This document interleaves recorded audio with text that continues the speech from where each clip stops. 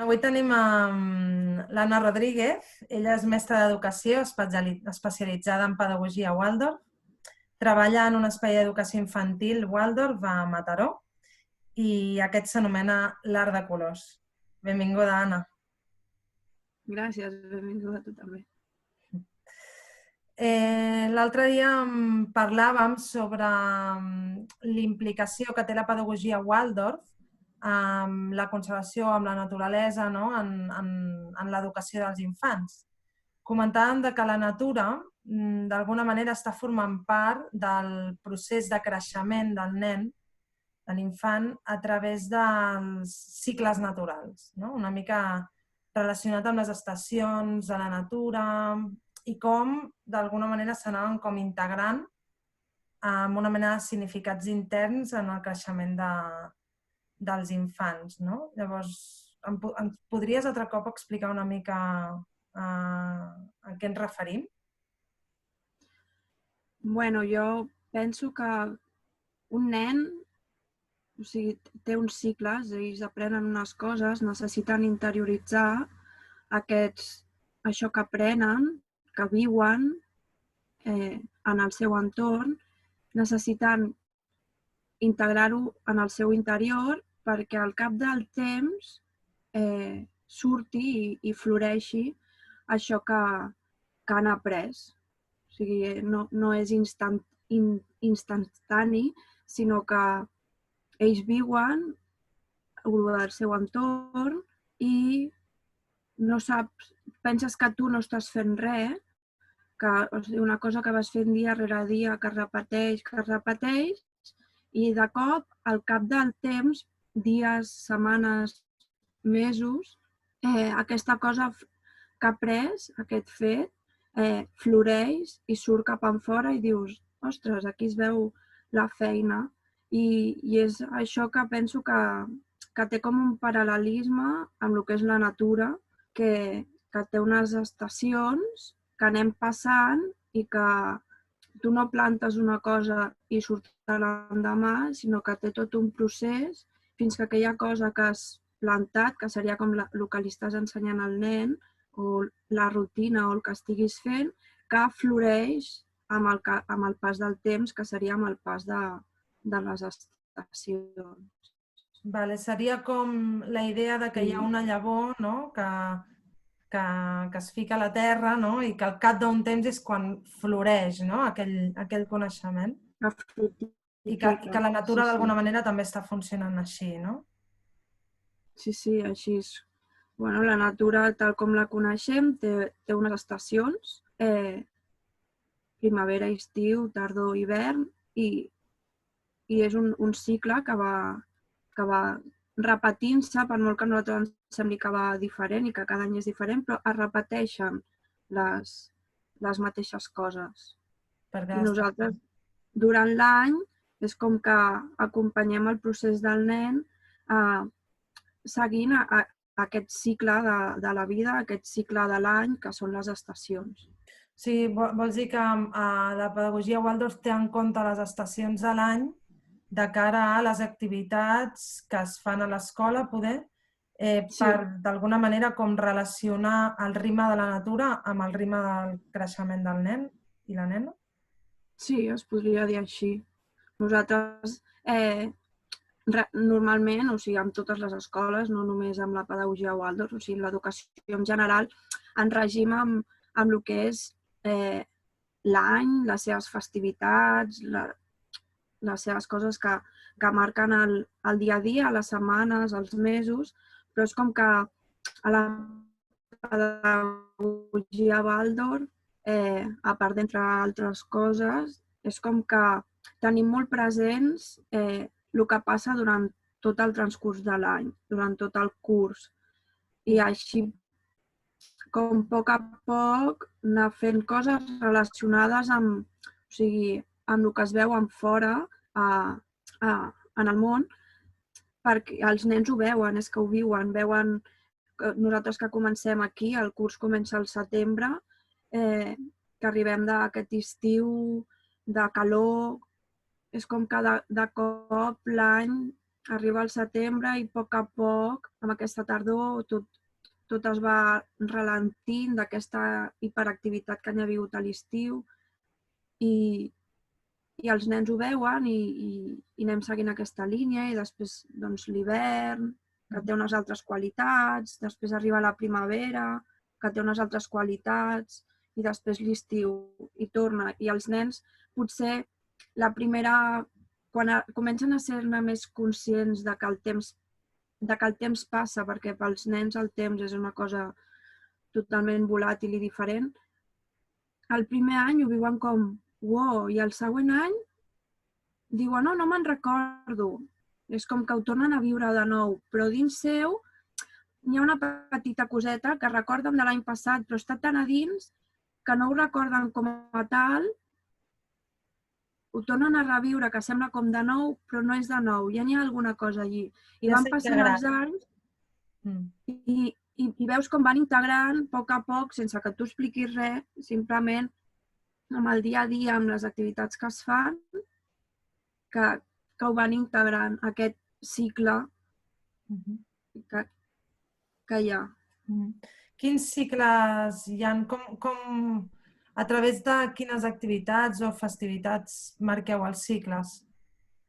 Bueno, nosaltres és això, com he dit, en l'hemisferi que ens trobem, nosaltres ens trobem que comencem al setembre, en el moment en què s'està acabant quasi l'estiu, d'aquesta expansió cap a fora, vacances, nens que han viatjat, comencem l'escola al setembre i al setembre s'està acabant, o sigui, a l'estiu s'ha fet collita de tot el que són cereals, així, el groc, ben viu, i arribem al setembre en què ens retrobem, ens recollim, ens comencem a recollir, cada cop començarà a fer més fred, això conforme van passant els mesos, i comencem amb el que és la collita com final. Nosaltres celebrem la collita, és on recollim els últims fruits de lo que és la collita de l'estiu, el que són tubercles, o sigui, patates, pastanagues, naps, les carbasses, que són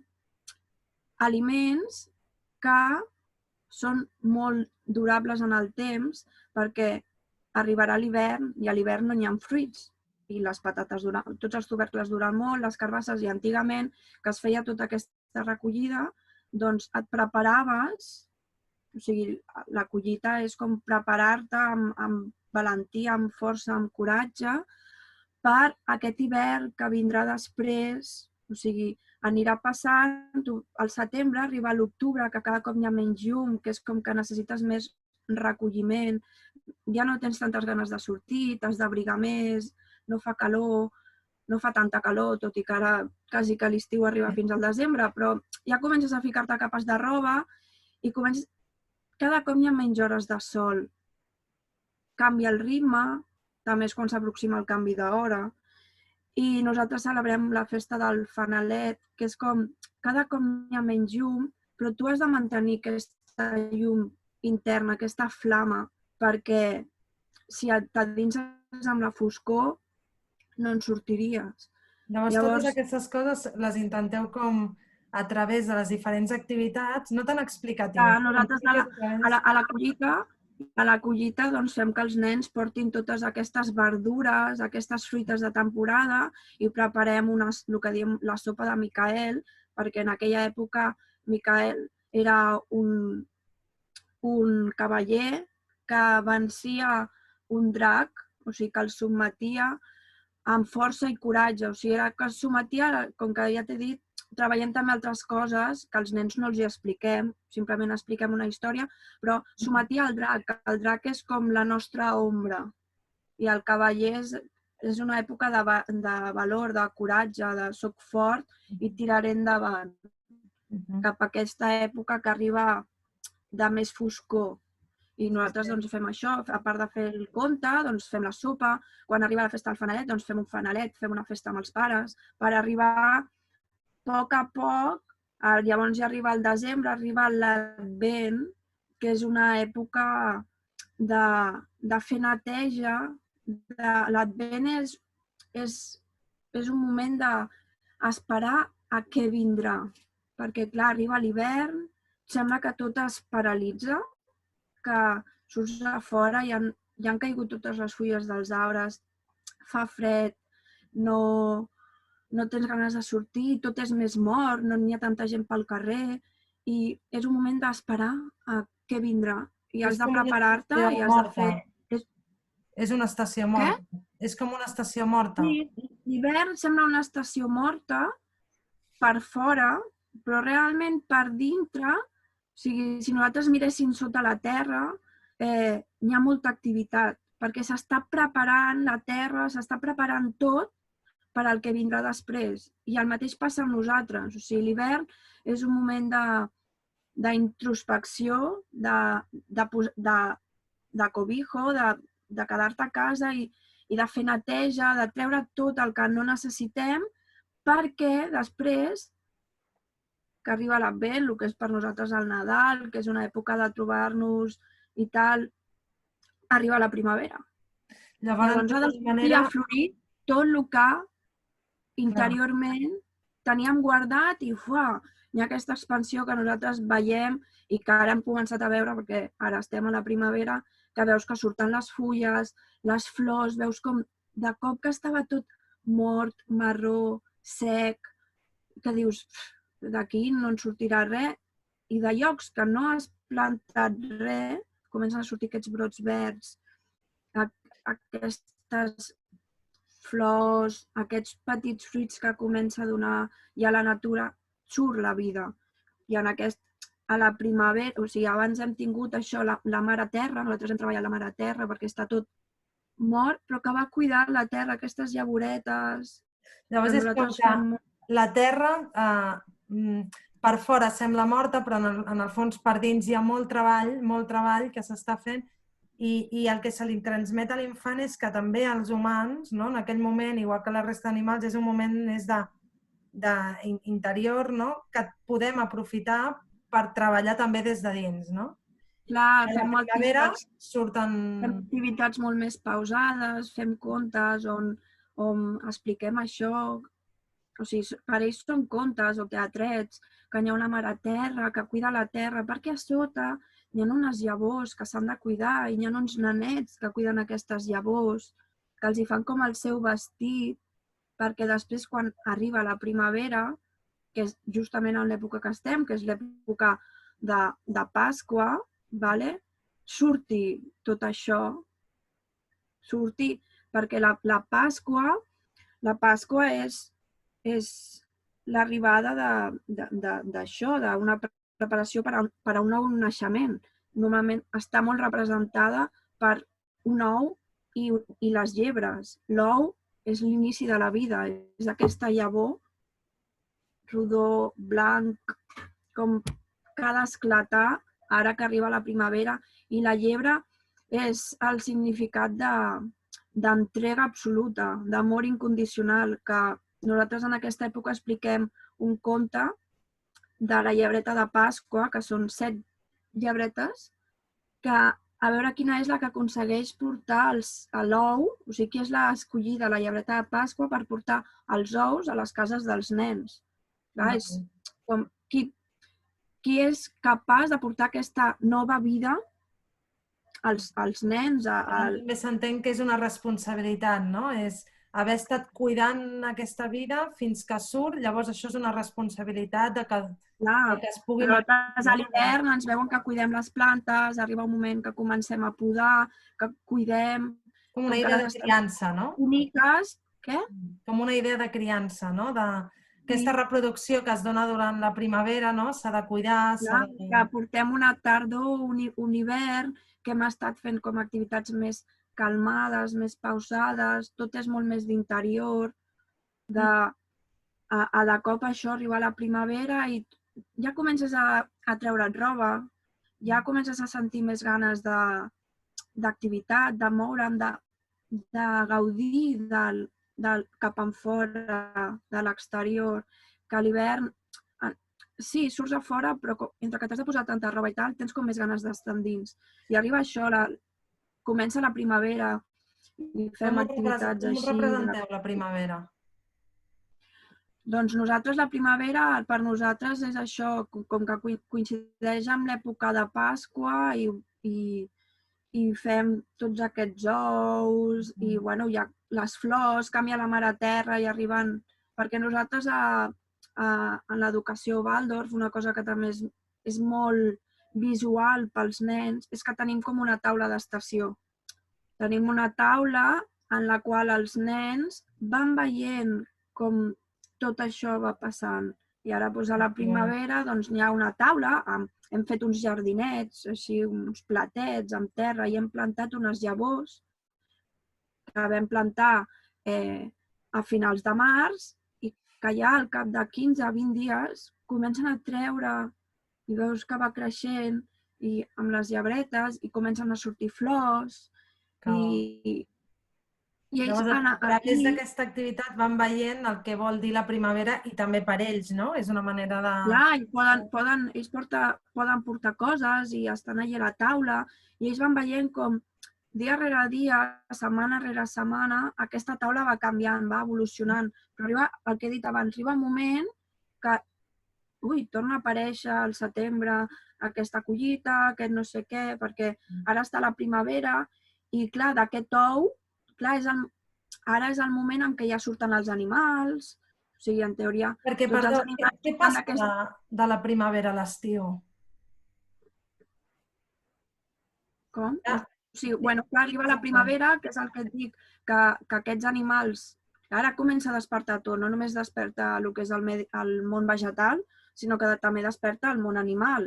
Han estat hivernant, surten tots aquests animals, n'hi ha qui tenen cries perquè són mamífers, però n'hi ha qui fan ous. Llavors, quan va passant la primavera, o sigui, quan hi ha abril, maig, comencen a sortir els ous d'aquests animals, els coloms, els ocellets, les papallones. I arriba el maig... L'estiu està ple. Hi ha molta... A l'estiu també és això, també van canviant els colors d'aquesta taula. O sigui, un hivern és un blau fosc, així, clar, arriba la primavera, comencen a sortir els verds, els roses, i al maig, juny, que és quan s'acaba l'escola, que ja acabem just abans que comenci l'estiu, és una taula groga, amb papallones, amb ocellets, amb vida, té molta vida animal, i comencen a sortir això. Activitat l'estiu, no? També, suposo? Activitat, bueno, clar, nosaltres complementem tot això de la taula i activitats que fem amb els nens, doncs fem ocellets o fem papallones, amb llanes, amb papers, pintem i tal. També fem servir tenim un recurs molt bo que són tant els jocs de dits, com són cançons i rondalles, com són els contes que ens acompanyen. Cada conte, igual que les cançons i els jocs de dits i cançons potser les anem canviant més freqüentment, però mínim, tant cançons com contes, duren entre 3-4 setmanes d'anar això repetint, perquè els contes també tenen un significat intern i s'han d'anar repetint perquè el nen ho interioritzi. Ja ho entenc.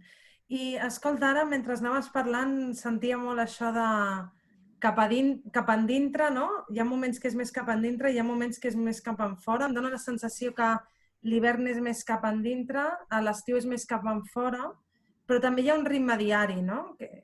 Sí, nosaltres, bueno, així com veient el cicle de l'any que es torna a repetir, és això. Nosaltres perquè ho comencem tardor, o sigui, quan comença el curs, tardor, hivern, primavera, estiu, i tornem tardor, hivern, primavera, estiu, la natura té aquest cap endins, cap enfora, cap endins, cap enfora, però nosaltres en el nostre dia a dia també tenim un dins cap enfora. Tenim un dia i la nit. És curiós, perquè jo no me n'adono. O sigui, no era gens conscient de que jo tenia un sí que hi ha moments que sents més cap endins o cap enfora, però realment crec que no ens han ensenyat i no som conscients. No, perquè estem molt desconnectats de la natura, però El meu la dia a dia va natura més està... en la rutina laboral que no pas endins i enfora, em sembla. I no No, hauria de però ser així, no? tenim el dia i la nit, arribem... O sigui, durant el dia també tenim els moments, o sigui, ens aixequem matí, migdia, tarda i nit, i tenim els nostres moments més conscients, potser com a adults, de cap endins, tot i que amb la cultura que tenim no és massa, és en els moments de menjar. És un moment en què pares i tal, i estàs per això i després tornes cap enfora. Doncs amb els nens, tant, clar, amb el ritme anual tenim aquest a gran escala cap endins, o sigui, la tardor i anem cap endins l'hivern, que és anar cap endins, i llavors comença la primavera i anem cap enfora.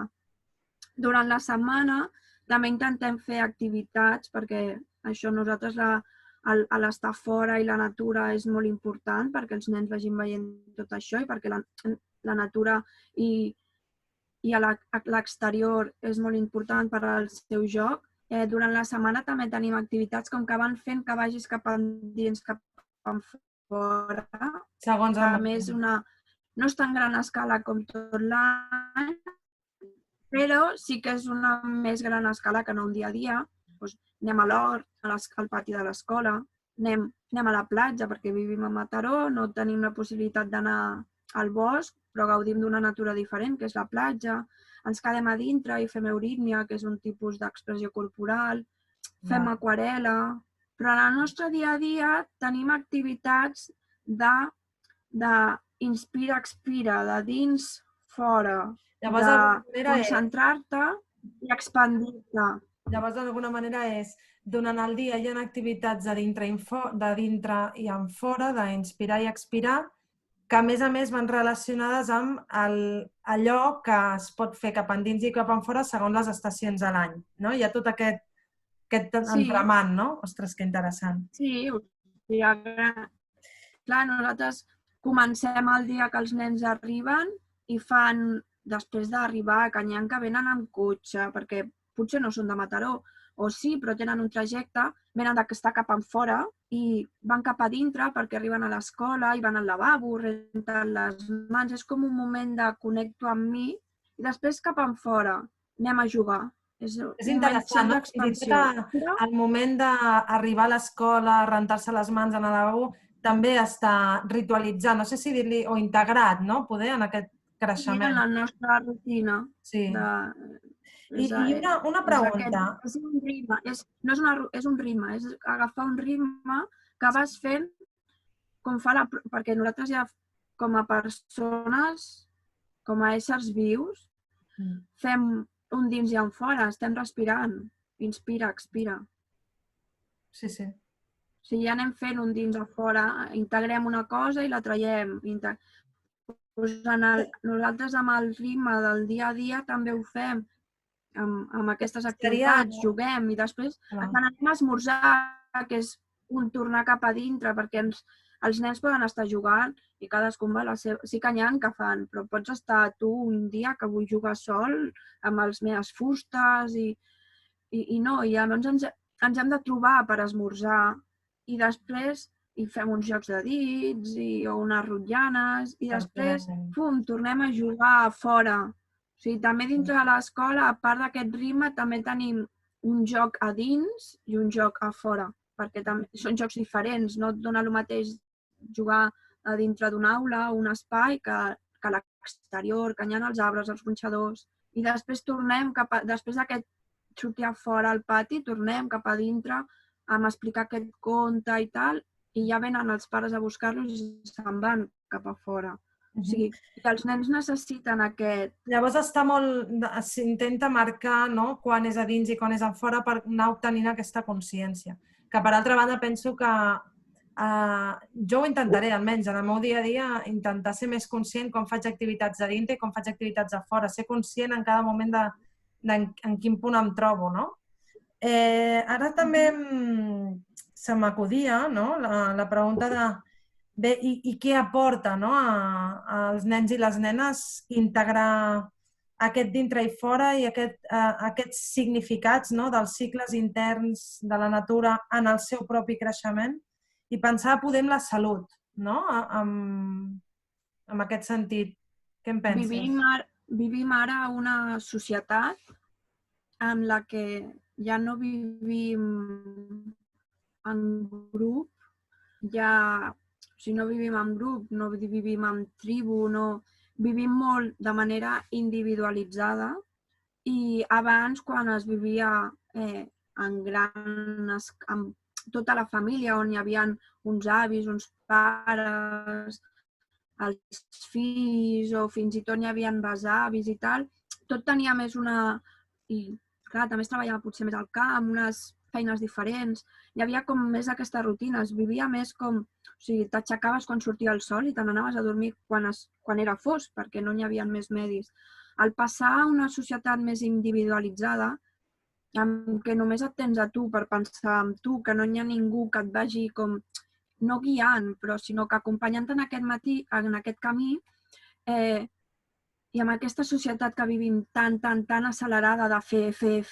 Tot extern, no? Tot molt... Extern, tot cap enfora.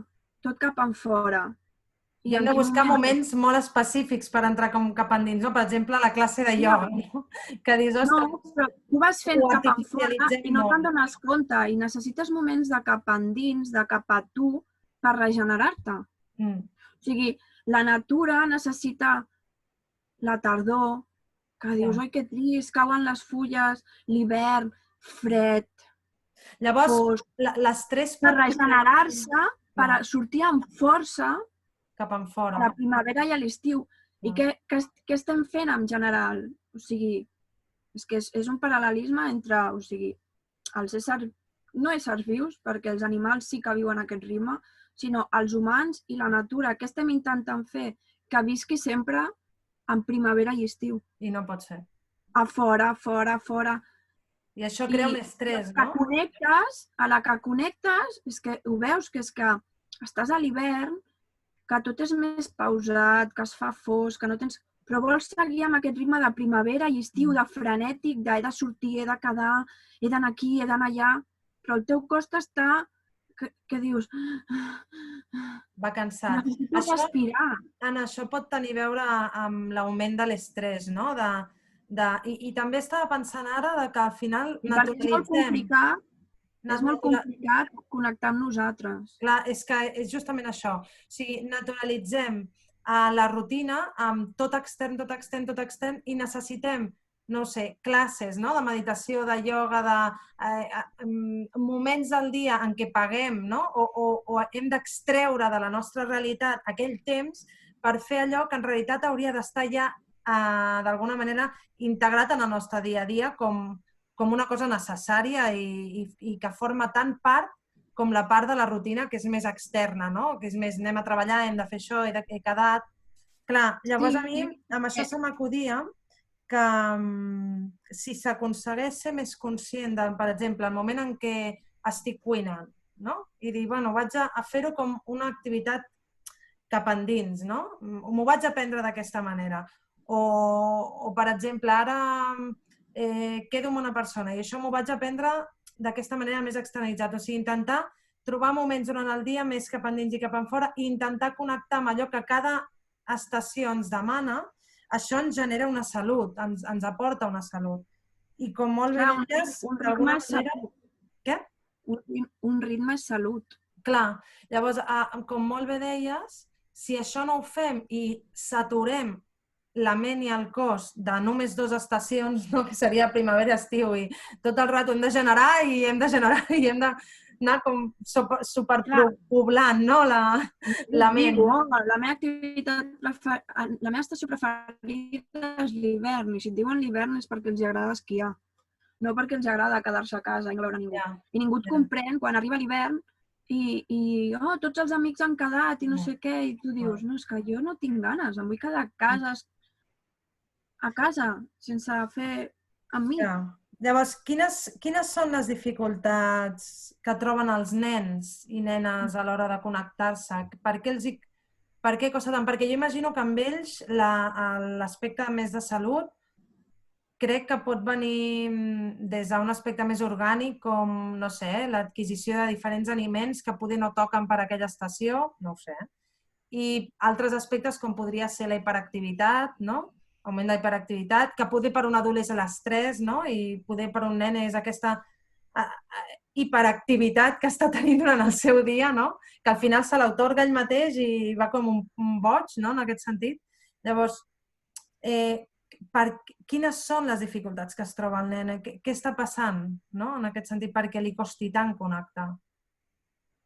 Jo, per exemple, em trobo, jo que estic més encarada amb infantil, que seria des de que neixen fins als 7 anys, ens trobem que és una etapa en la que el nen hauria d'estar centrat en el seu cos, en el seu moviment, perquè en relativament poc temps passa de ser un ésser que no camina, que no sap alimentar-se, que no pot sobreviure sol, aprèn a caminar i creix, o sigui, els primers 7 anys de vida, o sigui, el creixement és superexponencial, aprèn a menjar, però està en el coneixement del seu propi cos i de que aquest cos, músculs, ossos, òrgans, creixin i es desenvolupin.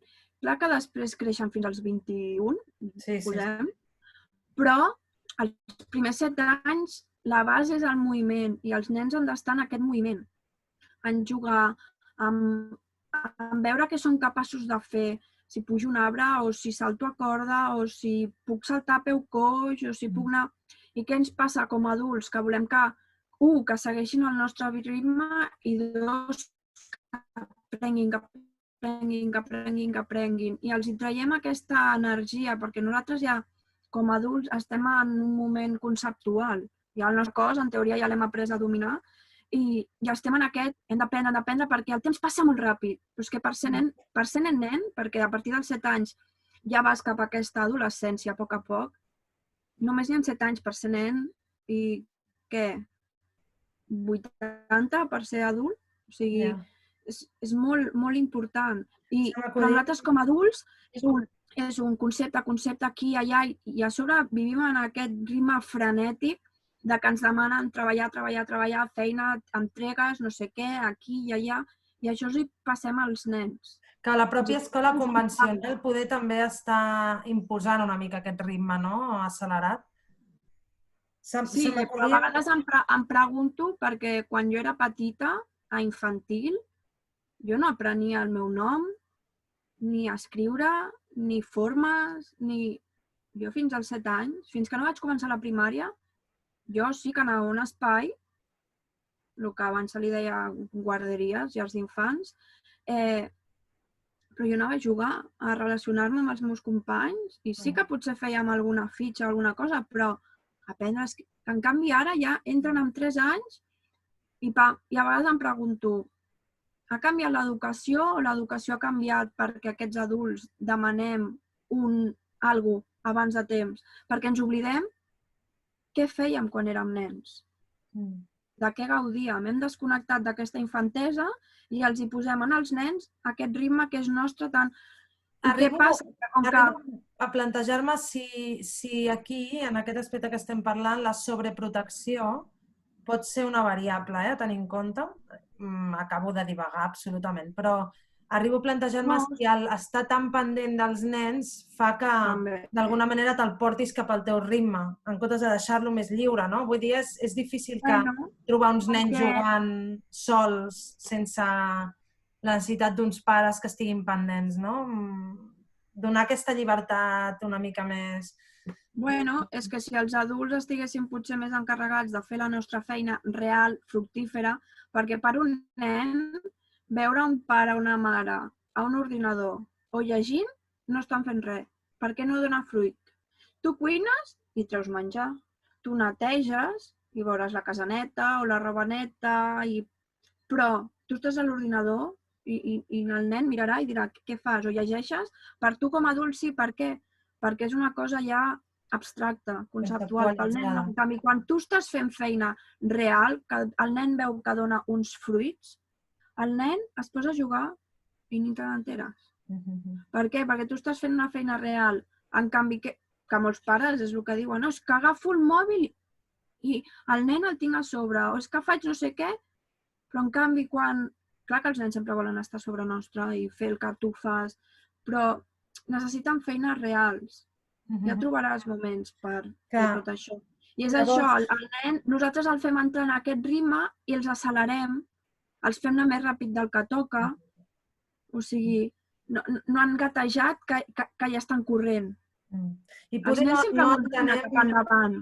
I nosaltres... No sé si no entenem o no els deixem que dins d'aquests cicles que repeteixin, que tornin a fer, no? Que visquin allò diverses vegades. Que ja neixen amb els ulls oberts i és que ja aixeca el cap i vol anar endavant, Sí, clar, o sigui, nosaltres com a persones sempre volem anar endavant, però nosaltres com a adults conscients el que hem de fer és ja arribarà i ja et giraràs tu sol, ja gatejaràs tu sol, ja caminaràs tu sol, perquè si no, quan després són grans, aquesta ajuda que tu li dones per caminar, abans que ell sigui capaç de ell sol caminar, aquest suport que tu li dones també te'l demanarà als 18, als 20, però arriba un moment que aquest suport de l'adult, del pare, no hi és, i on s'aguanten. Sí. Si sempre han tingut una persona al darrere que per aquest anar ràpid, aquest no sé què, els ha anat donant sempre una ajuda, un suport. Sí, no els ajudem a que es construeixin independents, tampoc. Exacte. Què t'anava a dir? Fem com aquesta protecció, però hem de veure què és saludable i què és no. Ara estava pensant que poder la natura, que també té els seus cicles, també té aquests moments d'observar-se a si mateixa, de plenitud, de construir per sota terra, de deixar florir, no? Se m'estava acudint que de la mateixa manera que poder els nens no els acabem de deixar que visquin aquests cicles, crec que la natura tampoc, no? Vull dir, està sempre sotmesa en totes les seves estacions, molt sotmesa, i és la meva impressió, i d'alguna manera també no l'ajudem o la incapacitem a poder dur a terme aquests cicles de forma natural, el màxim de natural possible. Si això té uns efectes en la salut als nens, i als adults també, òbviament, amb l'estrès, per exemple, també pot estar passant que la natura estigui d'alguna manera patint en la seva salut, no sé si psíquica, però en la seva salut orgànica, conseqüències d'això? Jo penso que sí, perquè és això, on més es veu potser és que totes les coses que mengem, jo no sé quines fruites, realment, ni quines verdures, ni quines hortalisses són de temporada, perquè si tu te'n vas a... Ja no dic al supermercat, sinó tu te'n vas a una fruiteria o una verduleria i hi ha coses que les trobes tot l'any. O sigui, jo no sé què fa un meló al desembre, quan és de l'estiu. Llavors, també, quan tu no menges, o sigui, un aliment, per molt que es faci tot l'any, no té les mateixes qualitats alimentícies, nutricionals, això ho hauria de dir algú especialitat en això, però sí que és veritat que si tu et menges un meló a l'agost, que és quan està en el seu punt, no té el mateix gust que un fet al desembre. Perquè no té la mateixa utilitat, no? També, a nivell d'entendre què fa un meló a l'hivern, no té la mateixa utilitat, no? D'alguna manera, es connecta. Nosaltres, com a societat, hem volgut m'he quedat amb el meló, però passa moltes altres coses. Passa amb els tomàquets, passa amb moltes verdures que estiguin tot l'any. Tot l'any, perquè a mi m'agrada menjar meló al desembre i vull tot l'any melons. Doncs què fem? Que la natura segueixi produint molta activitat durant tot l'any. O sigui, que tot l'any per la natura sigui primavera-estiu, primavera-estiu, primavera-estiu. Llavors podria ser Te'n que vas la lectura pot als ser que té estrès? boscos. Sí. Perdona, La no t'he natura està, sentit. pel meu punt de vista, crec que està estressada. Vale. No, que jo sí que penso que la natura està estressada i que per això en aquests últims anys s'ha vist que estan passant moviments i coses que dius, uau, de cop la Terra s'ha activat, no, la Terra sempre ha estat activa en el seu interior, però és com que sembla que s'hagi enfadat i ara està caient i arriben i de cop coses que estaven inactives feia molts, molts anys, s'activen volcans, hi ha tempestes torrencials que donen a entendre que jo segueixo aquí, a mi m'has tret aquest camí d'aquest riu i m'has fet unes cases al costat, però aquell camí, aquell lloc era del riu. I fa 100 anys que està sec, però aquest riu segueix aquí. O sigui, no me l'ocupis, que la natura està aquí. Però m'esteu xuclant tant, que però em rebel·lo. Jo veig això com una rebel·lió de la terra i surto. Sí. Doncs moltíssimes gràcies, Anna. Em quedo una mica amb la idea de que és important que en el creixement de l'infant integrem d'alguna manera aquests cicles estacionals de la natura, que ajuden també al ritme diari de dintre en fora i a comprendre en quin moment estàs en cada estació. De la mateixa manera que això fa que els futurs nens també comprenguin a la natura i a la seva necessitat, no? Perquè al final, de la mateixa manera que una persona pot acabar caient en una situació d'estrès o altres situacions de trastorn, com podria ser una hiperactivitat, l'estrès també pot estar afectant a la natura i si fem nens més conscients d'això i adults més conscients d'això, al final poder també respectem les necessitats d'aquesta natura i podem dur a terme, en aquest cas, els objectius de la COP25.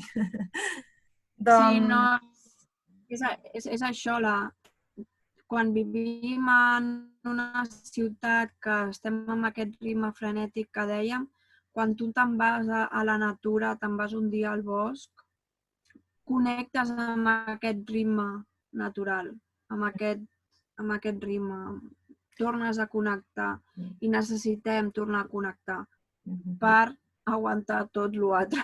Clar. Doncs moltíssimes gràcies, Anna. A mi m'ha agradat moltíssim. Espero que tu també. Moltes gràcies per comptar amb mi. I ens veiem aviat. Un petó molt gran. A tu. Igualment.